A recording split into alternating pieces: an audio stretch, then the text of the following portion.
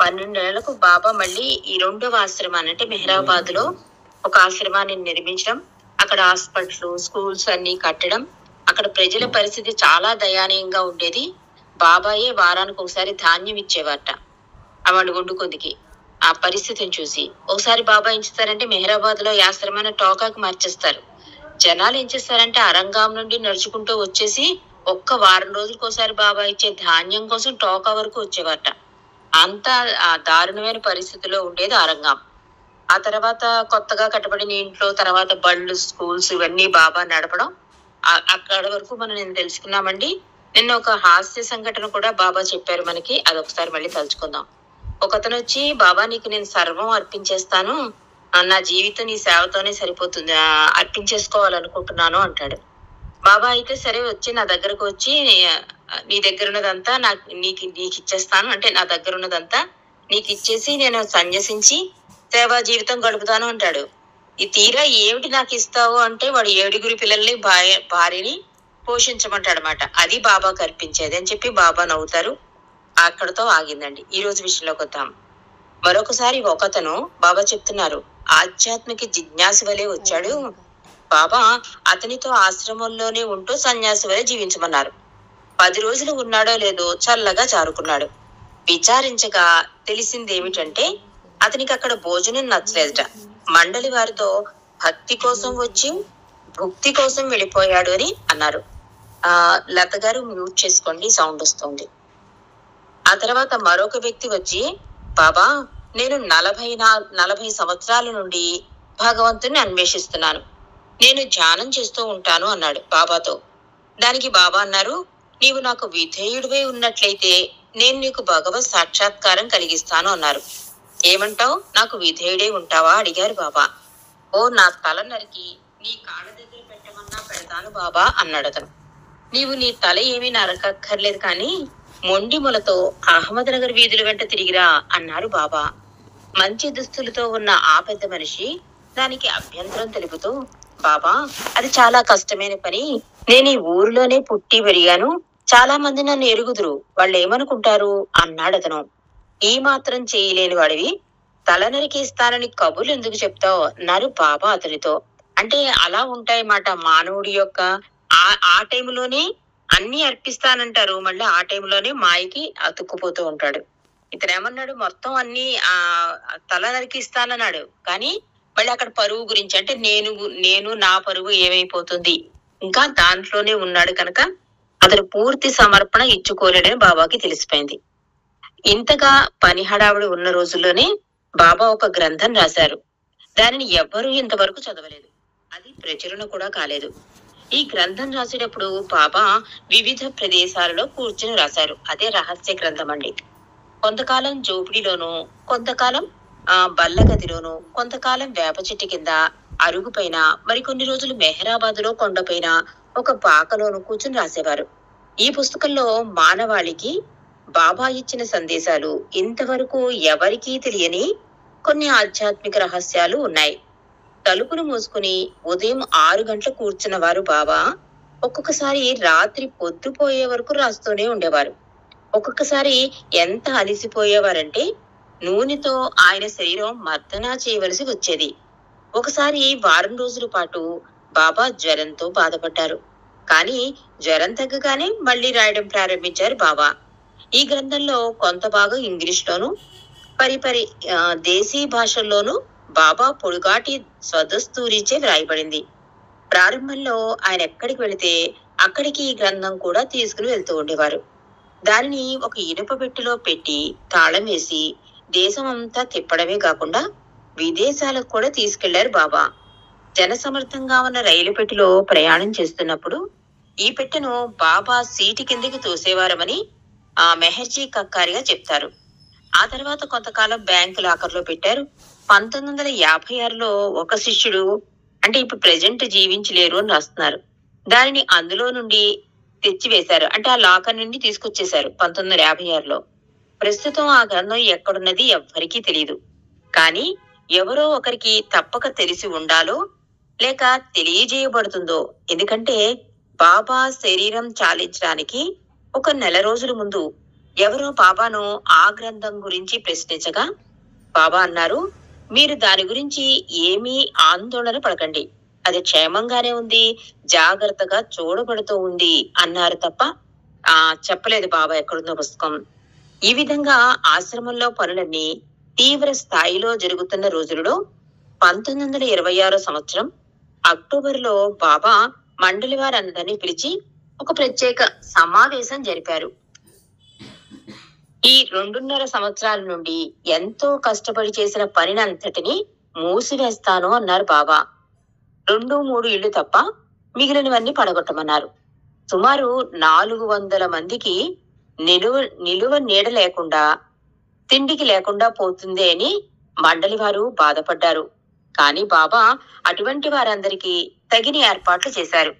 ఎవరిని అనాథులుగా వదిలివేయలేదు బాబా.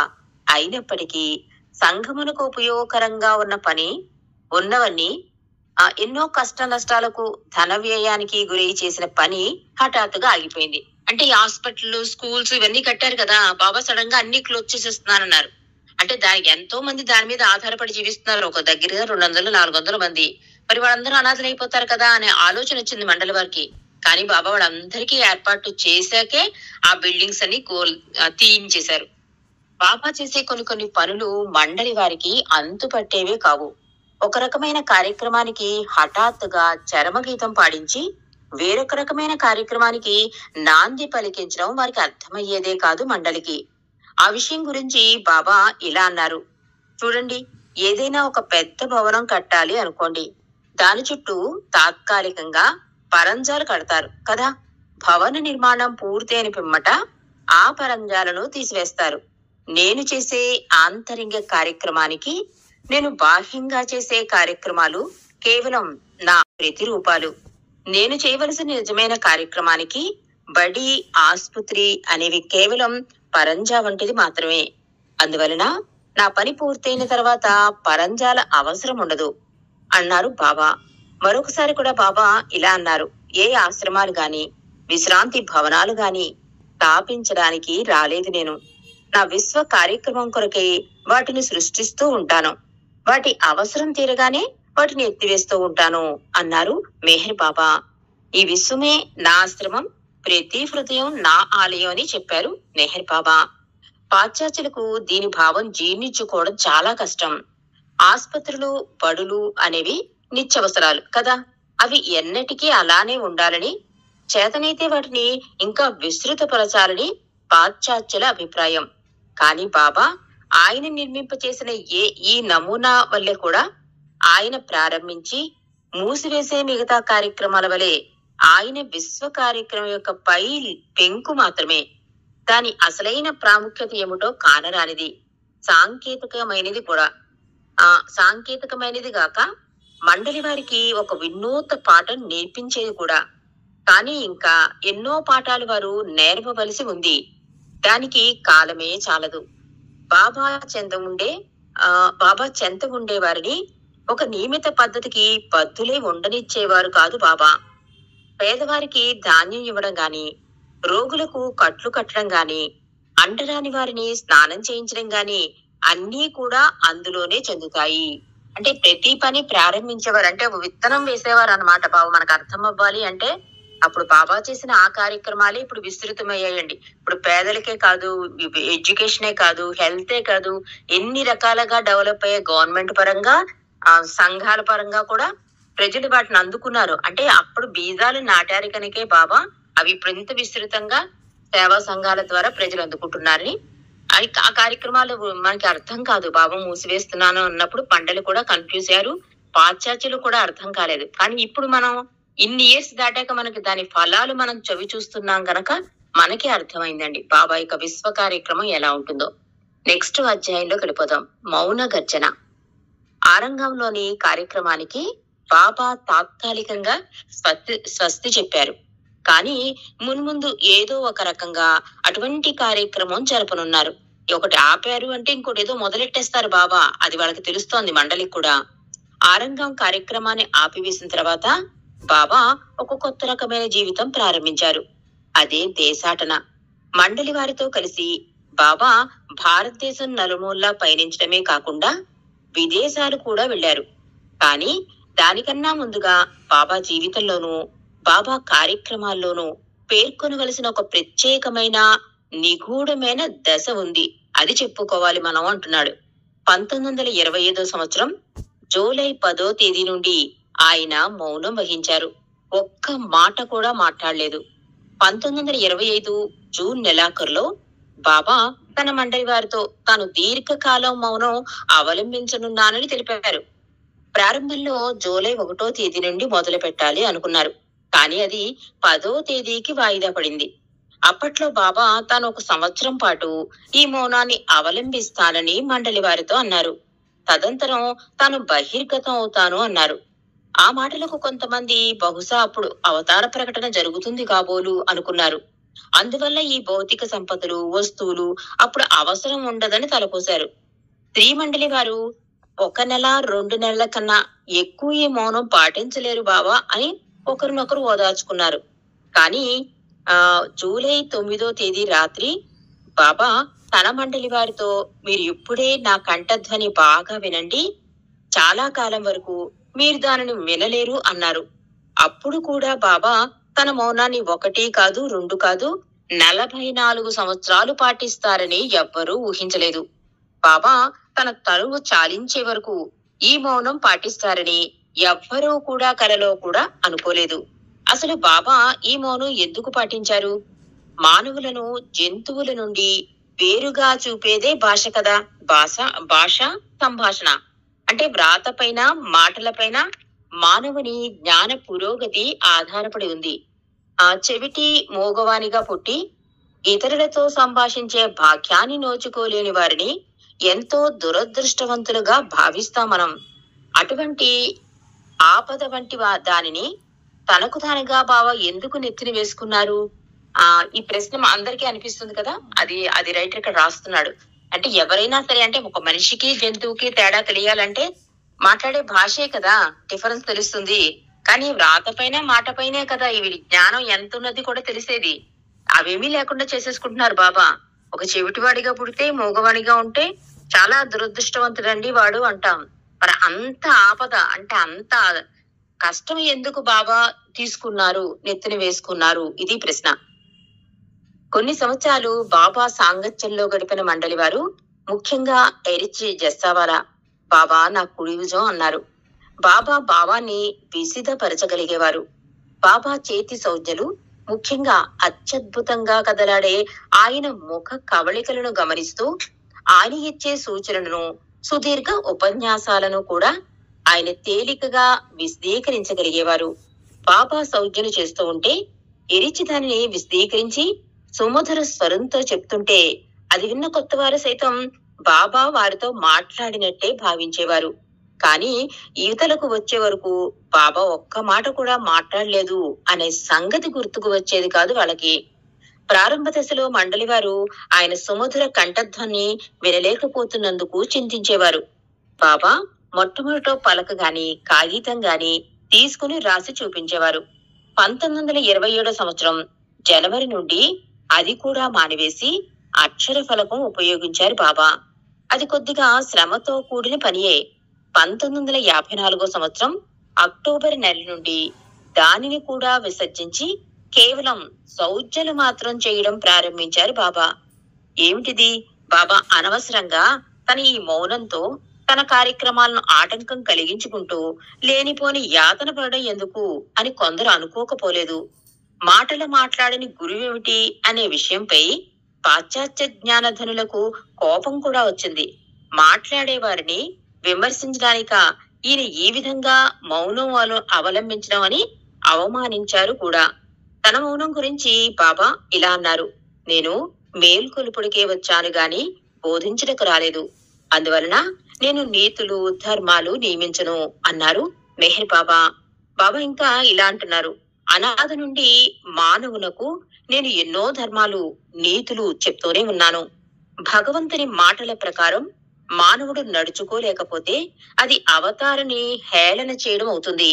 ఆయన చెప్పిన దయా కరుణలను పాటించడానికి బదులు ఆయన పేరిట మత యుద్ధములు చేస్తున్నారు. ఆయన చెప్పిన సత్య మార్గాన్ని, విధేయతను, పవిత్రతను పాటించడానికి బదులుగా పగ, ద్వేషం, దురాశ పెంచుకుంటున్నారు. ఇంతవరకు భగవంతుడు చెప్పిన నీతి నియమాలను పెడుతున్నాడు. అందువలన ఈ అవతార కాలంలో నేను మౌనం వహించాను. మీరు చాలా విషయాలు అడిగారు, చాలా విషయాలు మీకు అందజేయబడినవి. వాటిని పాటించి ఆ విధంగా జీవించవలసిన కాలం ఇప్పుడు ఆసన్నమైనది అన్నారు మెహర్ బాబా. మతం అంటే స్వార్థాన్ని, దురాశని, ద్వేషాన్ని త్రుంచివేయగలగాలి. కానీ మానవుడు ఆ లక్షణాలన్నీ తన స్వార్థం కొరకు పెంచుకుంటూ మతము అనే దానిని అపార్థం చేసుకుని దానిని వేరు రీతిగా మలుస్తున్నాడు. ఎన్నో గొప్ప గొప్ప మతాలు ఇప్పటికే ఉన్నాయి. ఆ మతాల జాబితాలో మరొక కొత్త మతం చేర్చడానికి ఈ బాబా రాలేదు సుమా అని తెలియజేయడానికి బాబా మౌనం ఉపయోగపడుతుంది. తాను ఏదైనా కొత్త మతం ప్రవేశపెడితే దానికి కూడా ఇతర మతములకు పట్టిన గతే పడుతుందని బాబాకి బాగా తెలుసు. ఆయన చెప్పిన సూక్తులను ఈనాడు అంగీకరించిన వారే క్రమేపీ వాటికి తమను అర్థమైన రీతిలో విశదీకరించడం మొదలు పెడతారు. ఆ విధంగా సాధారణ మానవుని ఇష్టాలకు సరిపడే విధంగా అవి మార్చబడి విశదీకరించే వారి స్థాయికి అవి దిగజారిపోతాయి. గురువులతో పాటే కార్యకర్తలు బయలుదేరతారు. వారి ఆ కొత్త మతాన్ని చట్టబద్ధం చేస్తూ కొత్త కొత్త విధానాలు సృష్టిస్తారు. ముందుగా ఆ సంస్థ నుంచి మంచి మూలధనం సంపాదిస్తారు. అటుపిమ్మట చర్చిలు, గుళ్ళు, గోపురాలు, దాని వెంబడించే పూజారులు బయలుదేరతారు. ఆ తర్వాత మా మతంలోకి ఇంతమంది మార్చామంటే మా మతంలోకి ఇంతమంది మార్చామని పోటీలు బయలుదేరతాయి. వారి వారి సమావేశాలకు వచ్చే వారి సంఖ్యను వార్తా పత్రికల్లోనూ, టీవీల్లోనూ వారి గురించి వచ్చే వార్తలు, ప్రచురణలు వారి వారి ఖ్యాతిని తెలియజేస్తాయి. తదనుగుణంగా వారి వారి బ్యాంకు ఖాతాలు కూడా పెరగడం వారికి ఘనత చెప్తున్నారు బాబా. ఒక మతం ఏర్పడితే ఎన్ని అనర్థాలు జరుగుతున్నాయి, అసలు అవసరం లేదు అని చెప్తున్నారు బాబా. చెప్పి ఉన్నాను, ఇప్పుడు మీరు ఆచరించవలసిన సమయం ఆసన్నమైందని చెప్తున్నారు. ఒక మతం ఏర్పడితే ఎన్ని అనర్థాలకి దారి తీస్తాయి చెప్తున్నారు బాబా. ఇటువంటివి ఏమీ అక్కర్లేదు. యేసు ప్రభువు అల్లాడు తన శిష్యులను హెచ్చరించినట్లే బాబా కూడా ఇటువంటి సంస్థల గురించి, మోసపు సన్యాసుల గురించి హెచ్చరించారు. గొప్ప గొప్ప రోల్స్ రాయిస్ కారులో తిరిగే గురువులు మోసగాడైన సాధువులు, గురువులు మున్ముందు కుక్క గొడుగుల వలె ఉద్భవిస్తారు అని వారు ముందుగా హెచ్చరించారు. ఈ పోటీలో మరొకటైన మతాన్ని స్థాపించకుండా బాబా తన మౌనం ద్వారా అన్ని మతాల సారం ఒక్కటేనని సత్యాన్ని తెలియజేశారు. ఈ మౌనం ద్వారానే ఒకనాటికి అన్ని మతాలను ఒకే దారంలోని పూసల వలె కూర్చగలను అన్నారు మెహర్ బాబా. మానవుని బుద్ధి కుశలత, విస్తరణ అంతా వ్రాత మీద, మాటల మీద ఆధారపడి ఉందని మనం చెప్పుకున్నాం కదా. బహుశా బాబా మౌనం వహించడానికి ఇదొక బలవత్తరమైన కారణం కావచ్చు. ఎందుచేతనంటే బాబా ఇచ్చే సందేశం మేధస్సుకు కాదు, మానవుని హృదయానికి అందజేస్తారు ఆయన. మనస్సు తన అధికారయుతమైన విధానాన్ని విడిచిపెట్టి పక్కకు తప్పుకుంటే తప్ప హృదయం ఆయన సందేశాన్ని అందుకోలేదు. 1965 సంవత్సరం మే నెలలో పూనాలో జరిగిన గొప్ప ప్రాక్పశ్చిమ సమావేశంలో బాబా ఈ విధంగా సందేశం ఇచ్చారు. మీరు నా వద్దనున్న ఈ సమయంలో మీ మనస్సులను హైరనా పెట్టే ఉపన్యాసాలు ఇవ్వదలుచుకోలేదు. నేను మీ మనస్సులను జోకట్టి మీ హృదయాలను నా ప్రేమలో మేల్కొలపడమే నా ధ్యేయం అన్నారు మెహర్ బాబా. మీరు కావలసినన్ని మాటలు విన్నారు, నేను కావలసినన్ని మాటలు అందజేశాను. నేను ఇవ్వదలిచింది ఈ మాటల ద్వారా కాదు, మీ సర్వార్పణ అనే నిశ్శబ్దంలో ఎల్లెడలా నిశ్శబ్దంగా ఉండే నా ప్రేమ మీలోనికి ప్రవహించగలదు. అది ఎన్నటికీ మీ సొంతమే అయ్యి నన్ను అన్వేషించే వారితో మీరు దాన్ని పంచుకోగలగాలి అన్నారు బాబా. నా ప్రేమ పదం మౌనాన్ని చీల్చుకుని మీ హృదయాలను పలకరించిన నాడు నా నిజ స్వరూపం మీరు తెలుసుకోగలుగుతారు. ఇంతకాలం ఏ వాక్కునైతే వినాలని మీరు కుతూహలపడుతున్నారో ఆ సత్యవాకు అదియే అని మీరు తెలుసుకోగలుగుతారు. మరొక సందర్భంలో పరిమితమైన మనస్సు గురించి కూడా మాట్లాడుతూ బాబా ఇలా అన్నారు: భగవంతుడు ఉన్నాడనే విషయాన్ని కేవలం బుద్ధి కుశలతను వినియోగించి రుజువు చేయమని అడగడం చెవులతో చూడాలని అడగడం లాంటిది అన్నారు మెహర్ బాబా. వేరువేరు సందర్భాలలో బాబా తన మౌనం గురించి వేరువేరు రీతులలో అంటే విరుద్ధంగా చెప్పారని కాదు గాని తన మౌనానికి వేరువేరు కారణాలు చెప్పారు బాబా. అన్నీ కూడా పైన చెప్పబడిన దానితో సంబంధం కలిగి ఉన్నవే.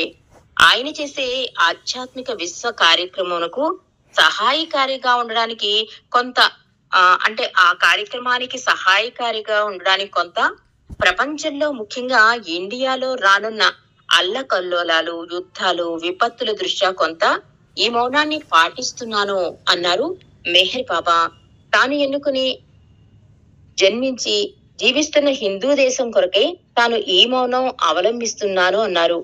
వారు చెప్పిన ఏ భాష్యాలు కూడా మనం అర్థం చేసుకోలేం. ఒక గొప్ప గురువు యొక్క ఆధ్యాత్మిక కార్యక్రమం ఏ విధంగా ఉంటుందో మనం ఊహించలేం. రచయిత ఆలోచనలు గాని శాస్త్రవేత్త ఆలోచనలు గాని మనం పసికట్టలేనట్లే ఇది కూడా. బాబా నెలల తరబడి చేసిన ఏకాంతవాసాలు, ఈ మౌనం కూడా ఒక విధంగా శక్తిని కూడబెట్టుకోవడం లాంటిది. మీరు చాలా మాటలు అడిగారు, నేను చాలా మాటలు చెప్పాను అన్నారు కూడా బాబా.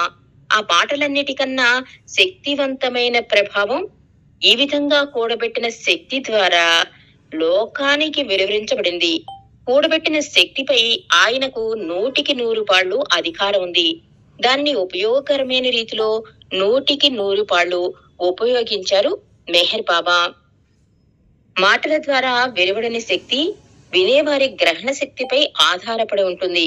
కానీ బాబా నేను అనాది నుండి చెప్పిన మాటలను మీరు పెడచెవిని పెడుతున్నారు అని చెప్పిన విధంగా మనం ఆ మాటలను పట్టించుకోవటం లేదు గనక ఆయన ఇప్పుడు మౌనం వహించారు. అంటే అటు పాశ్చాత్యులు కూడా చెప్తున్నాడు, ఇది మత్స్యలిస్ ఇంగ్లీష్ లో వచ్చిన బుక్ కనుక అసలు గురువు అనేవాడు ఎలా ఉంటాడు, దైవమే గురువుగా ఎలా ఎలా మసిలారు ఇండియాలో, ఆయన చేసిన పద్ధతులు, అసలు మౌనం ఎందుకున్నారు, ఎంత అద్భుతంగా రచయిత చెప్పాడు అంటే అంటే మౌనం బాబా ఎందుకు మౌనం ఉన్నారు అంటే మనం చెప్పడానికి అనువుగా ఈ బుక్ ఉందండి. చాలా అద్భుతంగా రాశారు. ఇంకొక 2 లైన్స్ చదివేసి నేను ఆపేస్తాను. అంటే ఆయన ఏం చెప్తున్నారంటే, నేను అనాది నుండి చెప్పిన మాటలను మీరు పెడచెవిని పెడుతున్నారని చెప్పిన విధంగా మనం ఆ మాటలను పట్టించుకోవడం లేదు గనక ఆయన ఇప్పుడు మౌనం వహించారు. బాబా మౌనంగా ఉంటే ఆయనతో ఉండే సాన్నిహిత్యం, చనువు దూరం అయిపోతాయేమోనని మండలి వారు భయపడ్డారు. కానీ అలా జరగలేదు. ఆశ్చర్యకరంగా పరిణామాలు దానికి వ్యతిరేకంగా అయ్యాయి. బాబా రాయిలాగా ఉండడం గాని మండలి వారితో దూరంగా ఉండడం గాని చేయలేదు. చురుకుగా కదలాడే ఆ చేతులు, ఆ వేళ్లు, మారుతున్న ఆ ముఖ కవళికలు అన్నిటికీ మించి మాయను ఛేదించి ప్రేమను ప్రసరించే ఆ కన్నులు ఆయన మౌన భాషను విపులంగా వివరించేవి. ఆయన వద్దకు వచ్చిన వారు బాబా మాట్లాడరు కదా, ఆయన వ్యక్తపరిచే భావాన్ని మనం అర్థం చేసుకుంటామో లేదో అని ఆందోళనతో దృష్టి అంతా ఆయన పైననే కేంద్రీకరించి చూస్తూ ఉండేవారు. శక్తివంతమైన భావ ప్రకటన, ఆ మౌనముల కలయిక, చూపులలో పరిమితమైన లోకానికి వేంచేసిన మహానుభావుని చూస్తున్నామనే భావన కలగజేసేది బాబా దర్శనంలో అని ముగించారండి. మిగిలిన విషయాలు రేపు తెలుసుకుందాం. అవతార్ మెహర్ బాబా కి జై. జై బాబా అండి. జ్యోతి గారు.